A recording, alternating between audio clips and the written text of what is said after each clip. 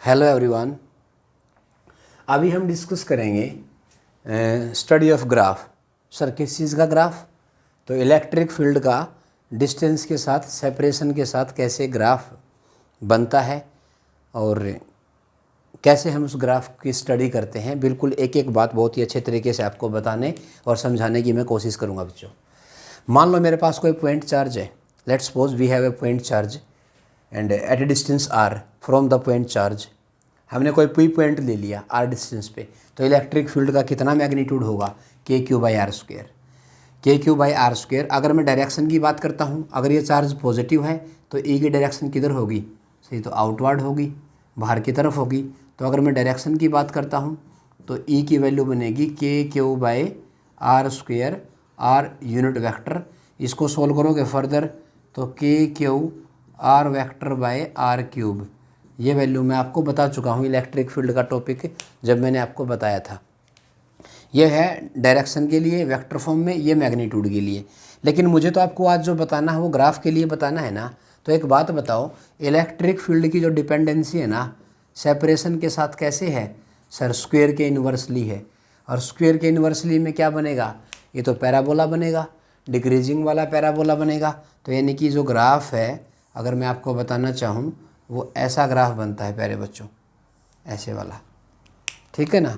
और जो जहाँ पे चार्ज रखा हुआ होता है ना, उस eight the position of the charge जो ग्राफ होगा वो थोड़ा सा अनडिफाइंड होता है। Eight the position of charge, हाँ, उससे आगे जाओगे तो उसके बाद उसको हम डिफाइंड कर सकते हैं। आप ये बोल सकते हो at the position of charge electric field is almost infinite, क्योंकि सेपरेशन चार्ज की पोजीशन पे आर की वैल्यू क्या रहेगी? Approaching to zero. तो ई की वैल्यू मैं क्या बोल सकता हूँ? इन्फिनिटी। बोलो। तो इसका मतलब इसको अनडिफाइंड बोलते हैं eight the position of the charge. चलो वो तो एक अलग बात है, लेकिन मुझे तो ग्राफ को वेरी करना है ना। ग्राफ कैसे कैसे बनेगा वो मुझे आपको बताना है। ये जो मैंने आपसे डिस्कस किया सिंपल सा पार्ट, क्या आपके समझ में आया? ठीक बात है ना बच्चों। तो देखो, अब मुझे ग्राफ के बारे में बताना है और बहुत ही अच्छे तरीके से मैं आपको बताने और समझाने की कोशिश करूँगा। देखो भाई, शुरुआत करते हैं फर्स्ट। मान लो बच्चों, एक छोटी सी बात मैं आपको बताना चाहता हूँ। देखो इधर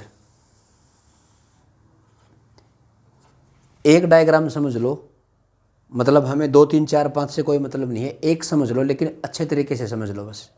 मेरा मतलब है कि मैं आपको कंसेप्ट क्लियर करवा दूँ अच्छे से। तो मान लो ये सेपरेशन आर है और यहाँ पे प्लस क्यू चार्ज है और यहाँ पे भी प्लस क्यू चार्ज है, ठीक है। ये टू इक्वल एंड आइडेंटिकल, यानी कि identical and like clamp charge ले लिए मैंने आर डिस्टेंस पे। इनके बीच का सेपरेशन आर है बेटा। तो सबसे पहले मुझे ये बताओ इक्विलिब्रियम पॉइंट कहाँ मिलेगा? देखो मैं बहुत बता चुका हूँ इसके बारे में। सर इक्विलिब्रियम पॉइंट मिलेगा सिस्टम के अंदर और बिल्कुल मिड पॉइंट पे मिलेगा। कहाँ मिलेगा? मिड पॉइंट पे। ये आ गया इक्विलिब्रियम पॉइंट, जहाँ पे इक्विलिब्रियम पॉइंट आ गया बेटा। ये बिल्कुल अच्छी बात है। अब थोड़ा सा मैं इसको है ना ग्राफ को अब आगे की तरफ लेके जाता हूँ, मुझे जो आपको बताना और समझाना है।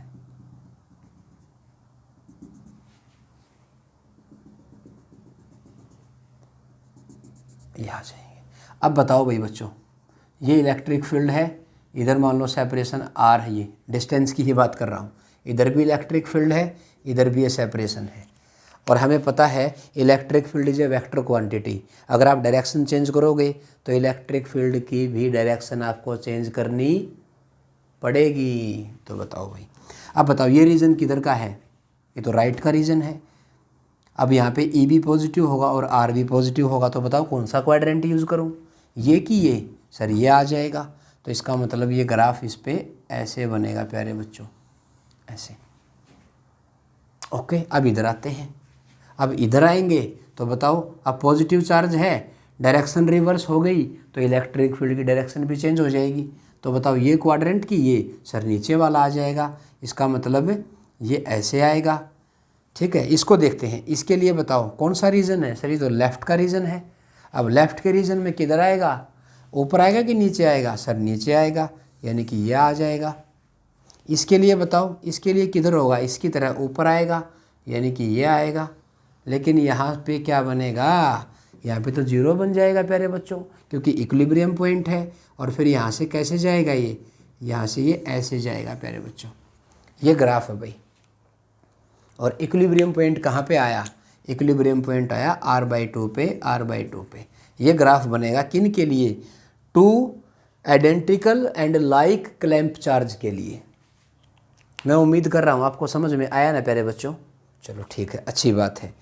अब थोड़ा सा और मैं आपको बताने की कोशिश करता हूँ। अगर मेरे चार्जेस कैसे हो जाएं, यही चार्जेस हैं, बस वो अनइक्वल इन मैग्नीट्यूड ले लेता हूँ अब मैं। अनइक्वल इन मैग्नीट्यूड का मतलब होता है, ध्यान से सुनना मेरी बात को, मान लो ये मेरा है +Q चार्ज और ये मान लेता हूँ +4Q चार्ज। अब बताओ किसका मैग्नीट्यूड ज़्यादा है, 4Q का। सिस्टम को बनाने वाले चार्जेज लाइक हैं कि अनलाइक हैं, सर लाइक हैं। तो इक्विलिब्रियम पॉइंट कहाँ आएगा, सिस्टम के अंदर कि बाहर, अंदर। क्या मिड पे आएगा, नो, स्मॉलर मैग्नीट्यूड के नज़दीक आएगा। आप निकाल भी सकते हो, तो मैंने निकाल रखा है पहले से ही इसको। ये यहाँ से स्मॉलर वाले से r/3 पे आएगा और इससे 2r/3 पे आएगा। ये मैं बता चुका हूँ बहुत पहले, प्रीवियस डिस्कशन पे आपको जाना पड़ेगा अगर ये चीज़ आपको सीखनी और समझनी है तो। चलो भाई, इसके लिए बताओ प्यारे बच्चों, इसके लिए बताओ ग्राफ कैसा बनेगा। इस वाले के लिए, सर इसके लिए तो ऐसे बनेगा, बिल्कुल सही बात है। इसके लिए कैसे बनेगा, ऐसे बनेगा। इसके लिए कैसे बनेगा, सर ये तो ऐसे बनेगा। बोलो प्यारे बच्चों। और इस वाले के लिए ये ऐसे बनेगा प्यारे बच्चों। इस वाले के लिए इस क्वाड्रेंट में ऐसे बनेगा और यहाँ के क्या हो जाएगा, ये 0 और फिर ये ऐसे जाएगा इसके साथ। देखो बिल्कुल डिट्टो सेम है, बट यहाँ पे तो ये इक्विलिब्रियम पॉइंट r/2 पे है अब की बार, यानी कि हमेशा मिड पे आया ऐसा कोई ज़रूरी नहीं है। बिल्कुल सही बात है। अब थोड़ा इधर बढ़ते हैं प्यारे बच्चों। बताओ भाई, थोड़ा और ग्राफ के बारे में अच्छे से बताने की कोशिश करता हूँ। अब की बार मैंने चार्ज कैसे ले लिए, अब की बार चार्जेज हैं वो क्या ले लूँ, अनइक्वल इन मैग्नीट्यूड ले लेता हूँ और अनलाइक इन नेचर ले लेता हूँ। बोलो प्यारे बच्चों क्या होने वाला है, समझ के बोलो, बताओ। अगर मैं -Q ले लूँ तो यहाँ पे ले लेता हूँ -Q, यहाँ पे ले लेता हूँ -Q। बताओ इक्विलिब्रियम पॉइंट कहाँ आएगा, अभी भी क्या है, ये भी तो लाइक ही है, तो सिस्टम के अंदर आएगा, इक्वल पे आएगा r/2। तो ग्राफ बना के देखोगे तो ये कैसे बनेगा, बताओ भाई। इसमें अपनी स्क्रीन को पॉज करो, खुद बना के दिखाओ। अब की बार चार्ज कैसा है, सर नेगेटिव है, तो नेगेटिव है तो इसमें अब की बार ऐसे आ जाएगा। बोलो प्यारे बच्चों, इसमें अब की बार कहाँ आ जाएगा, ये नेगेटिव, चार्ज नेगेटिव, और अपोजिट में तो इसका मतलब ये वैल्यू पॉजिटिव की तरफ अप्रोच कर जाएगी। ये ऐसे बन जाएगा प्यारे बच्चों। हाँ, इसके इधर बताओ, इसके इधर सर ये तो नेगेटिव में ये ऐसे आ जाएगा, यहाँ पे 0 होगा और वो ऊपर चला जाएगा। ये ग्राफ बनता है प्यारे बच्चों इलेक्ट्रिक फील्ड का, ई का डिस्टेंस के साथ। बोलो बेटा, ई का आर के साथ, या ये नेगेटिव ई रहेगा। क्या तुम्हें मेरी बात समझ में आ तो रही है ना। चलो अब एक और मैं आपको बताना चाहता हूँ, ध्यान से सुनना मेरी बात को अच्छे तरीके से। मुझे है ना थोड़ा सा बोर्ड को रफ करना पड़ेगा, क्योंकि वो जो नेक्स्ट वाला ग्राफ है थोड़ा इम्पोर्टेंट है आपके लिए। अब ध्यान से सुनना मेरी बात को, अपनी स्क्रीन को अच्छे से पॉज करो और समझ के चलो इनको आप। अब बताओ, ये थोड़ा सा इम्पोर्टेंट रहेगा, तो मैं चाहता हूँ कि आपको इसके बारे में अच्छे से पता होना ज़रूरी है। लो भाई, ये मान लो -Q है, ये मान लो +4Q है, ठीक है। थोड़ा सा और इसको मैं साफ़ कर दूं, क्योंकि ये ग्राफ मुझे आपको सिखाना बहुत ही, आर इन के बीच का सेपरेशन है। तो बताओ भाई बच्चों, अगर मैं इलेक्ट्रिक फील्ड का और डिस्टेंस के साथ सेपरेशन बना के बताऊं तो कैसे आएगा, बताओ। सबसे पहले ढूंढो आप इक्विलिब्रियम पॉइंट कहाँ आएगा, बताओ। आप सिस्टम को बनाने वाले चार्जेज लाइक कि अनलाइक, सर अनलाइक। तो इक्विलिब्रियम पॉइंट कहाँ होगा, सिस्टम के अंदर होगा, बाहर होगा, सर बाहर होगा। किधर होगा, स्मॉलर के नज़दीक होगा। डिस्टेंस कैसे निकालोगे, x = r, r इनके बीच का सेपरेशन है मान लिया। तो क्या लिखूँ यहाँ पे, 4Q/Q-1 का रूट, यानी कि r/ कितना आ जाएगा यहाँ पे, ये 2 आ जाएगा, 2 - 1 यानी कि r ही डिस्टेंस पे आएगा। यहाँ कहीं मान लेता हूँ मैं, ये वो डिस्टेंस r है प्यारे बच्चों, ये मान लेता हूँ ये इक्विलिब्रियम पॉइंट आ गया भाई, जहाँ पे फोर्स 0 है, ये इलेक्ट्रिक फील्ड 0 है। तो ग्राफ बना के दिखा दो भाई प्यारे बच्चों, अपनी स्क्रीन को पॉज करो प्यारे बच्चों और एक बार कोशिश करो इसको बनाने की। इसको सॉल्व करते हैं। बताओ इसके लिए, इस वाले के लिए इस रीजन में किधर होगा सर? नेगेटिव में होगा, यानी कि ये आ जाएगा ऐसे। इस वाले के लिए किधर होगा सर? इस वाले के लिए तो ऊपर जाएगा, यानी कि ये ऐसे आ जाएगा। क्या इस लाइन पे कहीं कट करेगा? बिल्कुल भी नहीं कट करेगा, तो इसका मतलब ये ऐसे आ जाएगा। इस वाले के लिए बात करते हैं, इस वाले के लिए इधर कहाँ होगा? नीचे ऊपर सर? ऊपर हो जाएगा, इसका मतलब ये ऐसे आ जाएगा प्यारे बच्चों। इस वाले के लिए इधर बताओ, अब ये चार्ज पॉजिटिव नेगेटिव है बट रीजन पॉजिटिव का है, तो इलेक्ट्रिक फील्ड तो नेगेटिव होगा ना, तो इसका मतलब ये कि ये सर नीचे, तो वो नीचे से आएगा।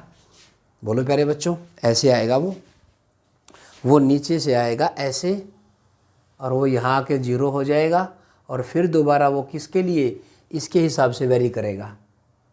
मेरी बात ध्यान से सुनना, जब तक इक्विलिब्रियम पॉइंट नहीं आया था, जब तक इक्विलिब्रियम पॉइंट नहीं आया था, तो इस वाले चार्ज से यहाँ तक डोमिनेटिंग था इसका फील्ड। अब इसका फील्ड, यहाँ इलेक्ट्रिक फील्ड 0 हो चुका है, अब उसके बाद के रीजन में किसका फील्ड डोमिनेटिंग हो जाएगा? लार्जर मैग्नीट्यूड वाले का। और उसके लिए ये रीजन कैसा है? पॉजिटिव में। तो उसके लिए इलेक्ट्रिक फील्ड कैसे वेरी करेगा आपको बताना चाहता हूँ मैं। तो वो ग्राफ ऐसे आएगा, ये यहाँ पे आया 0 हुआ, फिर ये दोबारा ऊपर जाके फिर जाके 0 बनेगा इन्फिनिटी पे अगेन। तो ये ग्राफ का प्लॉट है प्यारे बच्चों। मैं चाहता हूँ इसके बारे में आपको अच्छे से क्लियर होना ज़रूरी है। आया ना प्यारे बच्चों समझ में आपको? ये कर लोगे ना आप इसको? बोलो प्यारे बच्चों। तो ये हमारे ग्राफ की वैरायटी थी, और एक लास्ट ग्राफ और मैं आपको बताना चाहता हूँ। मैं आपसे उम्मीद करता हूँ कि आप मुझे इसके बारे में बताओगे।